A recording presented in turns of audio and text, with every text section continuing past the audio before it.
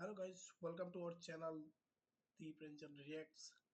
आप सभी को जैसे कि पता है, आज था बंगाल इलेक्शन। वैसे तो 5 राज्यों में इलेक्शन था, लेकिन जो ज़्यादा फोकस था मीडिया का वो बंगाल इलेक्शन पे था। तो हम भी बंगाल इलेक्शन पे और जो थोड़ी बहुत जो बाकी के राज्यों में इलेक्शन हुआ है उस पे एक रिएक्शन वीडियो लेके आ चुके हैं।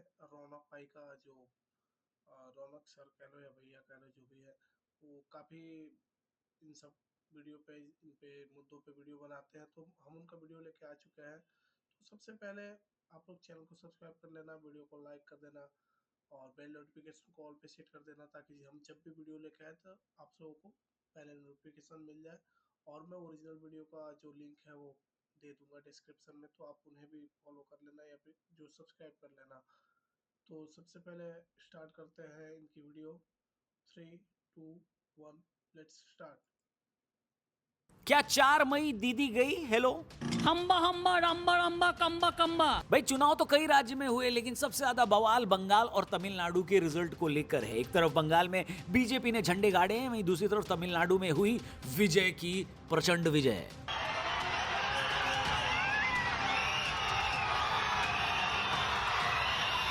दोस्तों, कुछ दिन पहले ममता बनर्जी एक रैली में बोल रही थी कि गुलशन में फूल खिलेंगे, अगर रही टीएमसी तो फिर मिलेंगे। राहे गुलशन तो फूल खिलेंगे और जो फूल खिलेंगे और रहा तृणमूल तो फिर मिलेंगे। तो ताजा समाचार। और भाई सॉरी, ये वीडियो रोक रहा हूँ मैं। और इसी इसी स्पीच में ममता बनर्जी ने बोला था कि अगर तुम लोगों ने बीजेपी को सपोर्ट किया या फिर तुम लोगों में से कोई भी बीजेपी को ऐसा मदद करेगा तो मैं माफ नहीं करूंगी। यानी सीधा सीधा वो धमकी दे रही थी। तो इस तरह का हाल था वहाँ बंगाल में, और आज 15 साल से यही हाल था। ठीक है, आगे देखते हैं, फिर बाद में देखते हैं। ये है कि गुलशन में फूल खिल चुके हैं और वोटर्स बीजेपी से मिल चुके हैं। First reaction has come out following the massive win in West Bengal against the incumbent TMC government. The lotus has bloomed in West Bengal, is what the PM has said. The 2026 West Bengal Assembly elections will be remembered forever. चलिए result के बारे में discuss कर लेते हैं। कल सुबह इस पे डिटेल में वीडियो आएगी, लेकिन फिलहाल इस वीडियो में थोड़ी बात करते हैं।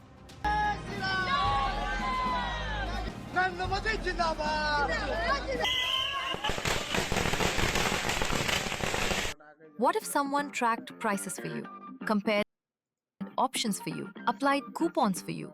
That's what.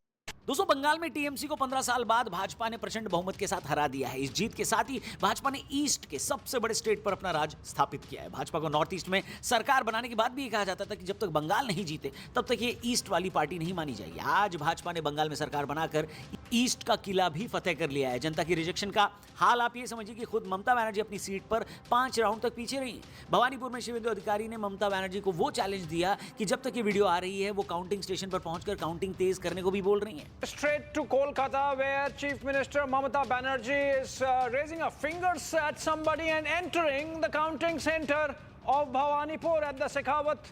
लेकिन ममता की इस हार ने बंगाल में उनका किला ही नहीं ढाया। और गाइज मैं यहाँ पे रोक रहा हूँ।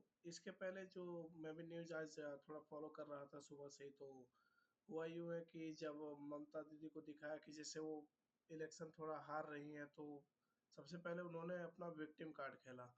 उन्होंने क्या करा कि वो पहले वीडियो जारी करा एक उस पर ट्विटर पे कि हम लोगों को ऐसे हार नहीं मानना है, डटे रहना है, लड़ते रहना है। इलेक्शन कमीशन हमारे 100 सीटों पे हमारी वोट की गिनती छुपा रही है। ऐसा ऐसा 20 तरह की बहाने बना के और फिर उसने वीडियो पोस्ट करा था। उसके बाद तो वो लोग इलेक्शन हार ही गए, समझो, मतलब खत्म ही हो गया। अभी तो मैं रात को वीडियो बना रहा हूँ, बाकी कुछ जानकारी है जो मैं आपको भी बताऊंगा। बल्कि इंडिया अलायंस का एक ऐसा किला ढहा दिया जिसके दम पर वो 2029 में पीएम नरेंद्र मोदी को चैलेंज करने का दम भर रहे थे। साथ ही ममता बनर्जी का वो सपना भी टूट गया जहां वो प्राइम मिनिस्टर मोदी को विपक्ष के सबसे बड़े चेहरे के रूप में पीएम कैंडिडेट के लिए चैलेंज करने वाली थी। This is the collapse of the left. This is a bipolar contest. This is a movement of the Hindu voter. This is a Hindu vote consolidation. This is a reminder to Mamata Banerjee and the Trinamool goons that you cannot be an anti-Hindu party and hope to be in power anywhere in India. If you take an anti-Hindu position, eventually you will be thrown out and you will be put in your place. हालांकि राहुल बाबा के लिए अच्छा ही रहा, क्योंकि अब उनको कोई challenge करने वाला ऑपोजिशन में तो नहीं है। वैसे चैलेंज से याद आया, एक चैलेंज ये भाई ने भी किया था, आज इसको लोग ढूंढ रहे हैं। ये देखो आप। बीजेपी टीएमसी को हरा दिया तो लेंगटो के पूरा कलकत्ता घूरेंगे, लंगा होके घूरेंगे। खैर बंगाल में तो खेला हुआ, लेकिन तमिलनाडु में असली खेला हो गया। वहां के सिटिंग सीएम अपना चुनाव हार गए, स्टालिन। जी हां, साथ ही उनके बेटे उदयनिधि भी अपनी सीट से पीछे चल रहे हैं। अब ये वही है उदयनिधि जिन्होंने कुछ ऐसा कहा था। மாநாடு என்று போடாமல் சனாதன ஒழிப்பு மாநாடு என்று நீங்கள் இதை போட்டிருக்கிறீர்கள், இதை அழைத்திருக்கிறீர்கள், இந்த நிகழ்ச்சிக்கு பெயரிட்டீர்கள், அதற்கு என்னுடைய வாழ்த்துக்கள்।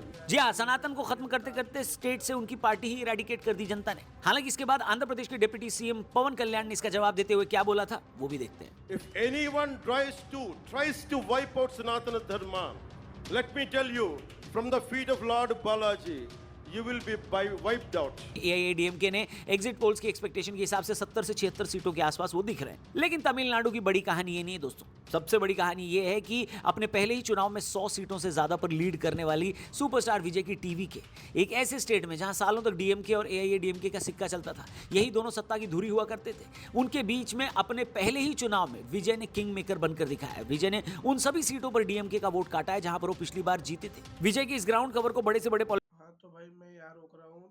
इनमें इनमें यहाँ तमिलनाडु में क्या हुआ था भाई कि मतलब बेसिकली दो पार्टियाँ थी। पहले तो खैर एक ही पार्टी थी और कांग्रेस थी। एक थी डीएमके, एआईडीएमके कह लो या फिर डीएमके कह लो।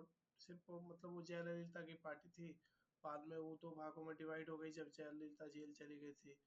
तो फिर एक कांग्रेस में डिवाइड हो गई और एक डीएमके जो स्टालिन लीड करते हैं जिसको, तो एक वो प्रो एकदम से मतलब ऐसा एंटी हिंदू वो हो गई वो पार्टी। और जो एआईडीएमके है वो तो खैर कांग्रेस वाले हैं, तो वो पूरी तरह मतलब वो थोड़ा सा सेकुलर टाइप रहते हैं, लेकिन पूरी तरह होते भी नहीं है। सबको पता है कांग्रेस वालों के बारे में। और ये बीजेपी की जो पार्टी है, ये बस 2 साल पहले इन्होंने अपना लास्ट मूवी नहीं सेकंड लास्ट मूवी करा और बोला कि एक और मूवी आएगी उसके बाद मैं ऐसा इलेक्शन लड़ूंगा। और ये इनका पहला इलेक्शन था और पहले इलेक्शन में ही भाई कुछ मेरे ख्याल से एग्जैक्ट डाटा मैंने देखा नहीं अभी, लेकिन 100 पार यानी 105 के पार ही 109 या 110 है ऐसा है। तो अभी आगे देखते वीडियो में। पॉलिटिशियन लोग भी नहीं पकड़ पाते। विजय अब जिसके साथ जाएंगे सरकार उसी की बनेगी। Prime Minister Modi says congratulations to TVK on their impressive, spectacular performance. The centre will leave no stone unturned in furthering the progress of Tamil Nadu and the well-being of the people. People are believing me so much. So that the truth he had spoken, and definitely he will make the truth comes to true. I am so happy. She's not only his mother, she is the first fan of Vijay. इसके अलावा किसी और state ने सरकार बनाने का भले ही vote दिया हो, अपील किया हो, लेकिन असम ने तो सीधा पेड़ा खाने के लिए वोट दिया। असम में क्या हुआ ये बताऊंगा नहीं, आपको दिखाऊंगा, ये देखिए।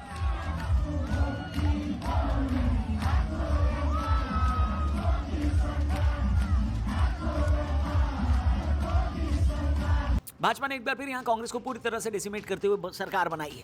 अब बड़ी खबर ये नहीं है कि भाजपा की सरकार बन रही, बल्कि बड़ी खबर ये है कि कांग्रेस की तरफ से सीएम के उम्मीदवार बनाए गए गौरव गोगोई अपनी सीट हार चुके हैं। इतना ही नहीं, कांग्रेस की इस हार ने राहुल जी के 100 चुनाव हारने के शतक को भी पूरा कर दिया। वेल, इस चुनाव में कमाल की बात यह है कि सबसे बड़ा मुद्दा वो आदमी बना जो असम से है भी नहीं, पवन खेड़ा। जी हाँ, और जब हिमंता बिस्वा शर्मा से पूछा गया तो उन्होंने कहा कि सीएम बनने के बाद वो सबसे पहले क्या करेंगे? पहले खेरा को पेलूंगा, फिर खेरा से नाम निकालेगा तो बाकी को पेड़ा बनाऊंगा। पर दोस्तों बड़ी बात ये नहीं है, बड़ी बात ये है कि कांग्रेस इस चुनाव में भाजपा को थोड़ा भी चैलेंज नहीं दे पाई। ये राहुल गांधी के लिए सबसे बड़ी चिंता की बात है कि असम के अंदर कांग्रेस के लिए अब चैलेंजर की गद्दी भी नहीं बची है। खैर, अब जरा केरल यानी केरलम में आते हैं। कांग्रेस का गठबंधन यूडीएफ वापस आ रहा है। ये इकलौती ऐसी जगह है जहां पर कांग्रेस के लिए खुशी की बात है। ग्राउंड लेवल पर जिस तरह की एंटी इनकम्बेंसी थी, वहां तो एलडीएफ का हारना तय था। लेकिन बड़ी बात यह है कि इस चुनाव से जो निकली है वो ये कि कांग्रेस की इस जीत के बाद से लेफ्ट अब 70 सालों बाद पहली बार देश के किसी भी स्टेट में नहीं है। परिवर्तन की ये सबसे अच्छा चीज हुआ भाई, क्योंकि कांग्रेस, बीजेपी, ये टीवी के, एलडीएफ कर रहा हूँ, यूडीएफ और डीएमके, एआईडीएमके या फिर जो भी रीजनल पार्टियां हैं, वो सारे यूँ समझो कि मतलब इंडियन पार्टीज है। मतलब इंडिया में जो गठित हुई है या फिर जिनका फॉर्मेशन इंडिया में हुआ है।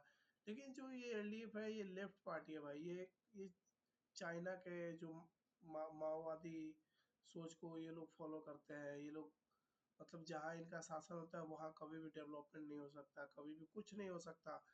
35 ईयर्स इनका शासन था वहाँ, 35 या 30 ईयर्स बंगाल में शासन था, कुछ नहीं हुआ। मार काट के अलावा और विभाजन के अलावा कुछ नहीं हुआ वहाँ पे।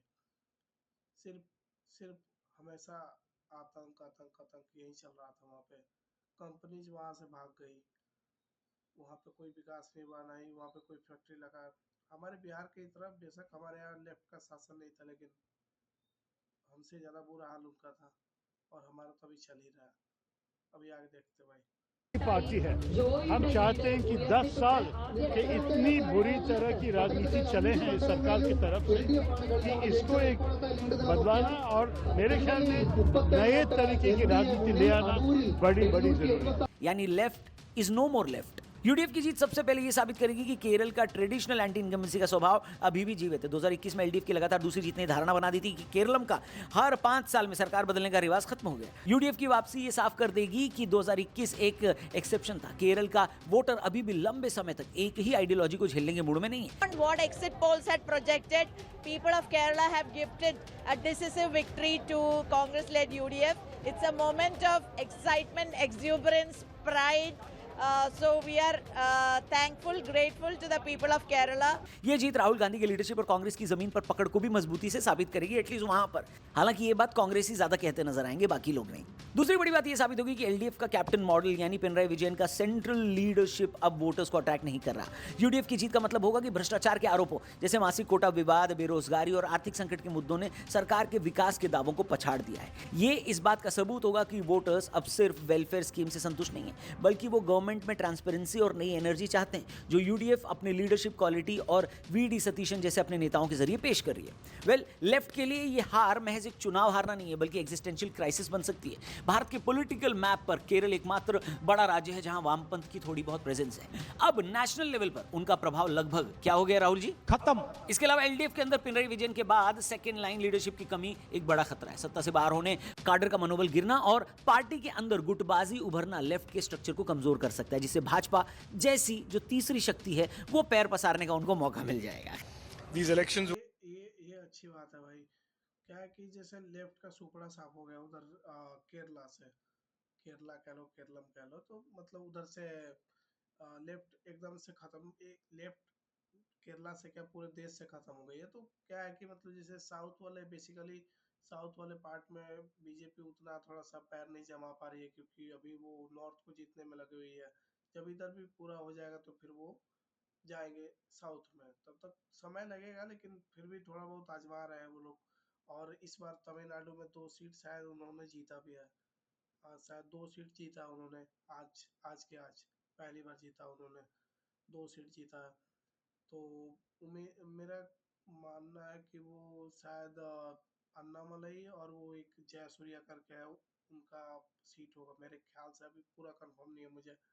और वहां से लेफ्ट का, केरला से लेफ्ट का खत्म हो जाना, यानी कि तीसरी पार्टी, जैसा कि उसने बोला, तीसरी पार्टी नहीं बल्कि दूसरी पार्टी, हाँ दूसरी पार्टी जो बीजेपी जाएगी वहां पे, तो लेफ्ट वालों का जो अगर अच्छा काम करा तो फिर ठीक है, नहीं तो फिर सिर्फ हर जगह सिर्फ सरकार ही बनाते रहे तो फिर क्या ही कर सकता है।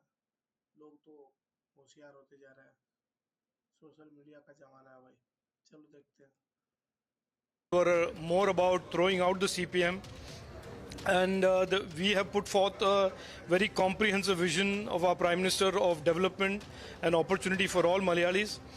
And we are happy that today there are 2 MLAs in the Assembly for the first time in the history of Kerala. खैर, इस चुनाव के नतीजों में अभी भी कई सारी सीट्स बाकी हैं जिनको लेकर कल एक मस्त वीडियो हम सुबह लेकर आएंगे। आप बस चैनल को सब्सक्राइब करना और कमेंट करके दोस्तों ये भी बताइएगा कि क्या लगता है आपको केरल में डेमोक्रेसी। हाँ तो भाई जो था यही था। 1 मिनट के लिए मैं रोक देता हूँ वीडियो। तो इसमें भाई 4 या 5 पॉइंट्स है। आपको अगर वीडियो अच्छी लगी, पहली बात तो ये वीडियो अच्छी लगी तो आप इनकी वीडियो को लाइक कर सकते हो। मैं उधर डिस्क्रिप्शन में लिंक दे दूंगा, और आप लोग जहाँ से भी देख रहे हो एक कमेंट कर देना उनके वीडियोस पे भी। तो इस पे 4-5 पॉइंट्स है भाई। एक तो पहला, यहाँ बंगाल से शुरू करते हैं। पहले 33 इयर्स और 35 इयर्स उसने लेफ्ट ने शासन करा, पूरा बर्बाद करके रख दिया। उसके बाद दीदी वहाँ पे आई, ममता दीदी, माँ माटी मानुष का नारा लेके फिर वो माँ का भी पूरा चरित्रहीन हो गया। जो भी मामला था, मानुष ह्यूमैनिटी जैसा कोई चीज़ नहीं था वहाँ पे। कितने कितने हजारों लाखों वहाँ पे कार्यकर्ता मारे गए, ओवरऑल सभी पार्टियों के, कांग्रेस के और फिर बीजेपी और जो लोकल उधर के सीपीआई वाई के जो कार्यकर्ता थे वो मारे गए। और माँ माटी और मानुष, माटी का क्या है वो तो पूरा बर्बाद करके ही रख दी। पूरा बांग्लादेश से रोहिंग्या बुला दिया, वहाँ पे बॉर्डर बॉर्डर के लिए फेंसिंग करने की बात हो रही थी वो नहीं करने दिया। तो इस बार तो काफ़ी मेरे बंगाल के भी दोस्त थे तो वो लोग भी बोल रहे थे, मतलब ऐसा हम लोग थोड़ा गेम वेम खेलते हैं तो उसमें बातें हो रही थी तो वो लोग भी बोल रहे थे कि इस बार बदलाव होगा ऐसा वैसा। और जैसा कि 5 राज्यों में चुनाव हुआ है, दूसरा है दूसरा मेजर मेजर जो है वो आसाम। आसाम में भाई वहाँ पे जो हिमंत बिस्व शर्मा है वो काम किए पहले से। उनका जो मुद्दा था वो मुद्दा से आदमी वो भटका नहीं। मुद्दा जो था एकदम सटीक, पूरा पहले बांग्लादेशी निकाला बहुत सारा वहाँ से, फिर वहाँ पे कितना सारा अपना मदरसा वदरसा बंद कराया, क्या क्या नया नया जो जो मदरसा से जो ज़मीन खाली हुआ वहाँ पे स्कूल बनवाया और क्या क्या, मतलब मुझे उतना पता नहीं उधर का। फिर तीसरा जो राज्य है तमिलनाडु, तीसरा जो मेन राज्य है तमिलनाडु। तो मैंने पहले ही बताया था कि जैसे तीसरी पार्टी एक नई पार्टी आई है टीवी के, जो थलापति विजय की पार्टी है। तो आप लोगों को लग रहा होगा कि जैसे कि मतलब लोग उसके मतलब विजय के पॉपुलैरिटी की वजह से, क्योंकि वो एक्टर है इसलिए उसको वोट दे दिया, ऐसा नहीं है। वो जैसे कि आमतौर पे जो एक्टर होते हैं अपने बॉलीवुड के एक्टर की तरह साउथ के एक्टर नहीं होता है। वो लोग यहाँ के बस इनको फेम चाहिए होता है, फेम मिल गया, पैसे मिल गया मूवी से, उसके बाद फिर ये अपने रास्ते तुम अपने रास्ते वाला बात हो जाता है। लेकिन साउथ में क्या है कि वहाँ के लोग जो है, वहाँ के जो एक्टर्स हैं वो लोगों से कनेक्टेड होते हैं, लोग जो है वो एक्टर से कनेक्टेड होता है। और लोगों पे कोई आपदा आती है तो एक्टर्स जो है वो हेल्प करते हैं। कई सारे एक्टर्स के बारे में तो मैंने सुना है कि जैसे वो कितनों ने तो स्कूल दान वो गोद ले रखा है, कितने सारे लड़कियों को बच्चों को गोद ले रखा है, कितनों ने कई सारे अनाथालय को दान ले रखा है, वृद्धाश्रम को दान ले रखा है, और वो सॉरी गोद ले रखा है कि हमारे खर्चे से चलेंगे ऐसा वैसा। मतलब फिर अ, विजय स्पेशल अगर विजय का ले तो विजय हर जितना भी आपदा आता है कि मतलब कहीं बाढ़ आया या फिर कोई आपदा आई, कुछ भी किसी भी प्रकार का प्रॉब्लम हुआ तो वहाँ के एक्टर्स, खाली विजय नहीं कहूँगा, वहाँ के जो एक्टर्स जितने भी है वो सारे सपोर्ट करते हैं। अपने ऐसे बॉलीवुड वाले जैसे नहीं है वो उनका उस तरह का नेचर नहीं है, वो एकदम वहाँ के लोगों से मिले जुले होते हैं, तभी वहाँ के एक्टर पूजे जाते हैं भाई। अपनी अपनी तरफ नहीं, हर दूसरा आके कोई भी गाली दे जाता है, उस तरह का सीन नहीं है। तो 3 राज्य मेजर थे और चौथा राज्य था केरल। केरल में तो बीजेपी ने, मैंने वो गलती से बोल दिया था कि मतलब तमिलनाडु में 2 जीता, पता नहीं तमिलनाडु में बीजेपी ने कितना जीता वो नहीं पता, क्योंकि वहाँ अलायंस में है उसके साथ अम, किसके साथ, AIDMK, हाँ AIDMK नहीं यार, सॉरी सॉरी वो गलत बोल दिया मैंने। वहाँ पे शायद बीजेपी जीता नहीं जीता उसका एग्जैक्ट आंकड़ा नहीं पता मुझे, लेकिन केरल में 2 सीट जीता है जैसे अभी आपने देखा होगा। तो केरल का खैर ठीक है, अभी इन्होंने उधर पैर जमाया नहीं है तो उतना भी ठीक है, खाता खोला एटलीस्ट। उधर का केरल में भी जो वहाँ की जो लेफ्ट की पार्टी थी वो खत्म हो गई पूरी तरह और कांग्रेस जीता। तो अगर उन लोगों के लिए कांग्रेस अच्छा है तो सही है, विकास कर रहा है, सही है। जो विकास कर रहा है वो सही है। ओवरऑल आदमी पार्टी इसीलिए चुनता है या फिर किसी नेता को वोट इसीलिए देता है कि विकास हो, अच्छा काम हो। बाकायदा वो किसी भी पार्टी का नेता हो ना हो वो अलग मैटर है, अपना अपना चॉइस है सबका। और 5वां राज्य था भाई पुदुचेरी। पुदुचेरी वो छोटा सा जो है अ, मतलब अपने राज्य अंडमान निकोबार की तरह, वो पुदुचेरी क्या है वो दिल्ली की तरह बाकी सब स्टेट है, वो यूनियन टेरिटरी है, हाँ यूनियन टेरिटरी है। तो वहाँ पर भी जो पिछली बार जो वहाँ के चीफ मिनिस्टर थे वही फिर से जीते हैं, क्योंकि उनका दबदबा है वहाँ, तो वहीं फिर से जीते हैं और फिर वहीं चीफ मिनिस्टर प्रोबेबली वहीं बनेंगे, क्योंकि वहाँ पे जो बीजेपी है वो अलायंस में, तो वहीं बनेंगे, स्वाभाविक सी बात है। और वीडियो आपको कैसी लगी वो बता देना। अगर आप बंगाल और बाकी राज्यों से देख रहे हो तो एक एक कमेंट कर देना, वीडियो को लाइक कर देना, चाहो तो शेयर भी कर सकते हो। तो वीडियो अच्छी लगी हो तो लाइक जरूर कर देना, सब्सक्राइब करना मत भूलना।